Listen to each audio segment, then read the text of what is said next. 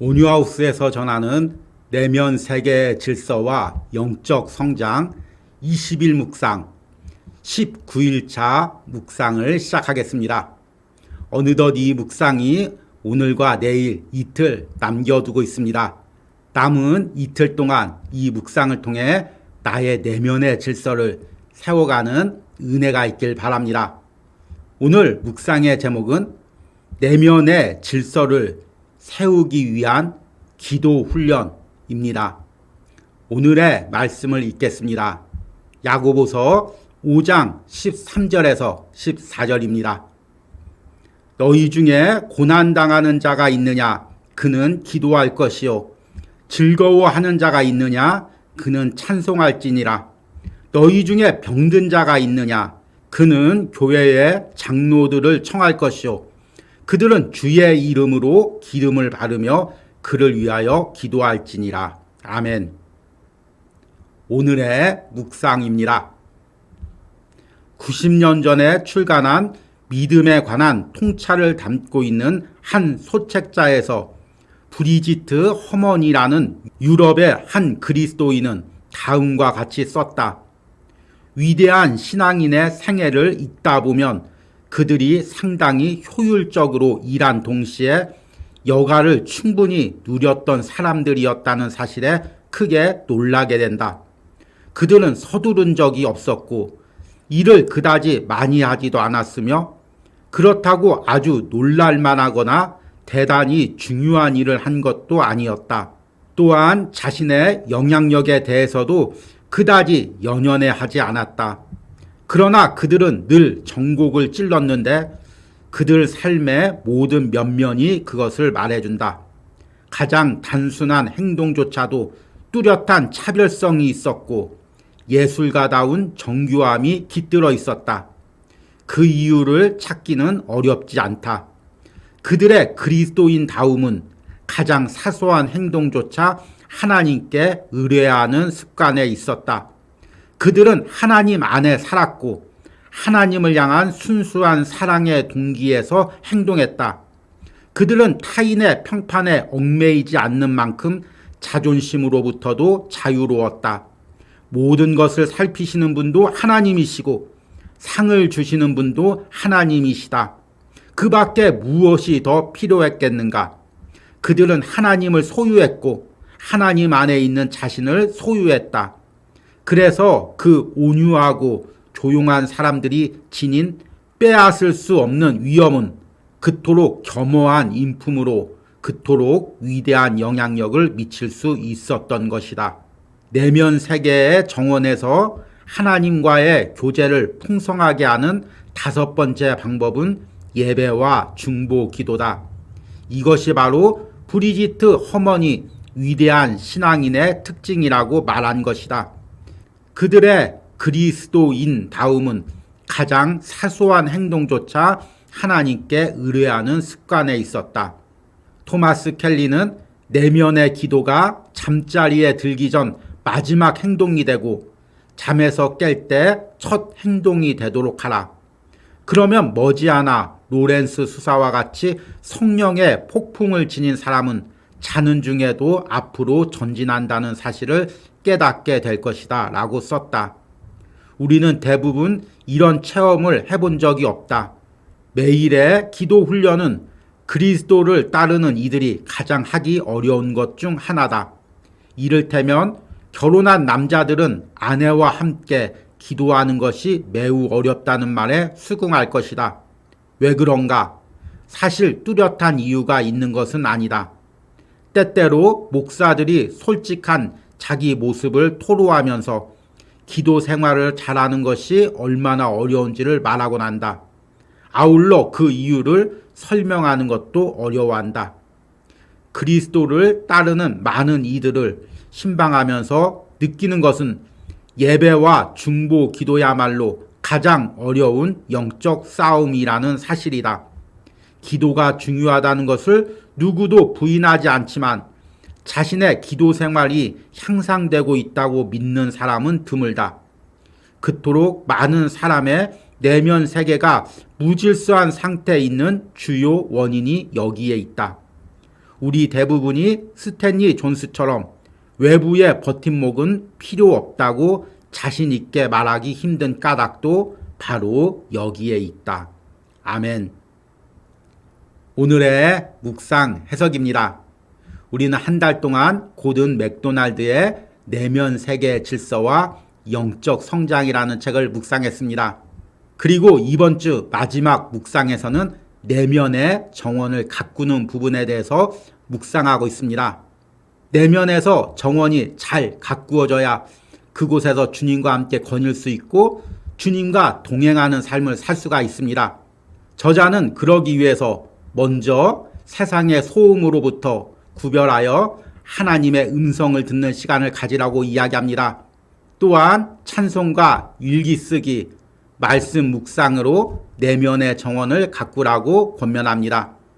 그리고 오늘 마지막으로 기도를 통해서 내면의 정원을 가꾸고 내면의 질서를 세우라고 이야기를 합니다. 사실 내면에서 하나님과 영적 교제를 이루는 가장 좋은 방법은 기도입니다. 오늘 저자는 역사상 많은 영향력을 끼친 그리스도인들의 예를 들면서 그들이 무언가 일을 많이 했기 때문에 또는 살아생전에 사람들에게 많이 알려져 있기 때문에 그런 인물이 된 것이 아니라고 이야기합니다. 그들은 사람들의 평가나 외적 일에 대해서 자유로웠습니다.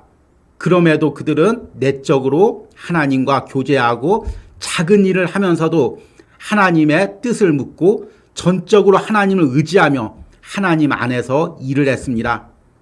그러기 위해서 그들은 내면에서 항상 하나님과 기도하며 하나님과 교제했습니다. 여러분, 우리는 하나님께 크게 쓰임받는 사람은 외적으로 많은 일을 하고 많은 사람들에게 인정받는 사람이라고 생각을 합니다. 그러나 하나님도 그러실까요? 여러분들이 하늘나라 가면 하나님께서 무엇을 칭찬하겠습니까? 너 그때 세상에서 많은 일 했지, 사람들에게 많이 높임받았지, 이것을 칭찬할까요?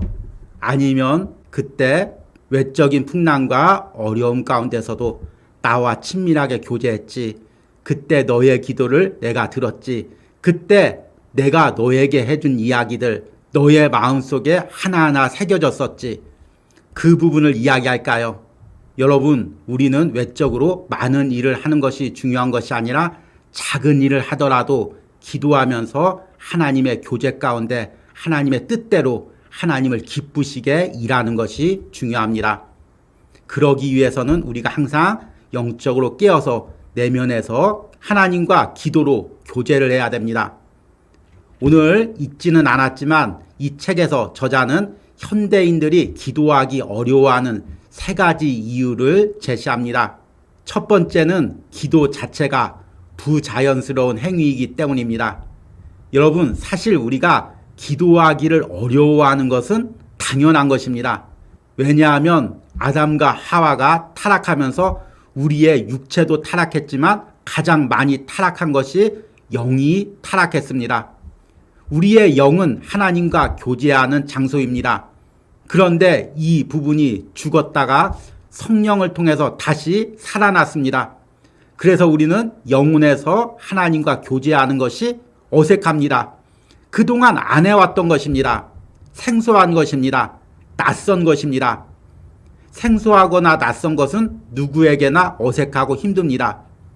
여러분, 처음에 기도하면 기도가 자연스럽지가 않습니다. 하나님께 기도한다는 것이 너무나 어색합니다. 기도하면서 하루를 시작하고 기도로 하루를 마친다는 거 너무나 나의 일상과는 틀리게 느껴집니다. 그러나 영으로 거듭난 사람은 이 영적인 생활에 적응해 나가는 것입니다. 두 번째, 기도는 우리의 나약함을 인정하는 것이기 때문입니다. 여러분, 왜 기도합니까? 내 힘으로 할 수 없기 때문입니다. 내가 아무리 계획 세워도 아무리 노력해도 내 힘으로 살아갈 수 없음을 철저히 깨달았기 때문에 우리는 무릎 꿇을 수밖에 없습니다. 그런데 현대인들은 그것을 인정하기가 싫죠. 특히 남성들은 자신의 연약함을 인정하기를 싫어합니다. 그래서 많은 남성 그리스도인들 중에서는 교회에서 기도만 하는 사람들을 비판합니다.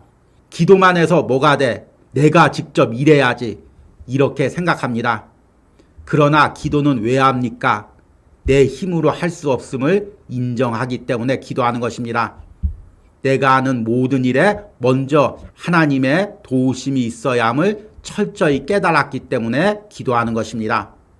마지막으로 우리가 기도하기가 힘든 이유는 기도는 즉각적인 결과가 바로 나오지 않기 때문입니다. 제가 젊은이들과 상담하면 젊은 세대들이 가장 힘들어하는 일이 있습니다. 내가 일한 것에 대한 정당한 결과가 나오지 않을 때입니다. 직장에서 열심히 일했는데 그만큼 인정을 받지 못할 때, 자영업을 했는데 내가 일한 만큼 매출이 나오지 않을 때 현대인들은 너무나 힘들어합니다. 그런데 기도도 마찬가지입니다. 기도하고 바로 그 결과가 나오면 누구나 신이 나서 기도할 것입니다. 그런데 때로는 아무리 기도해도 결과가 보이지 않을 때가 있습니다. 그럼에도 우리가 왜 기도할까요?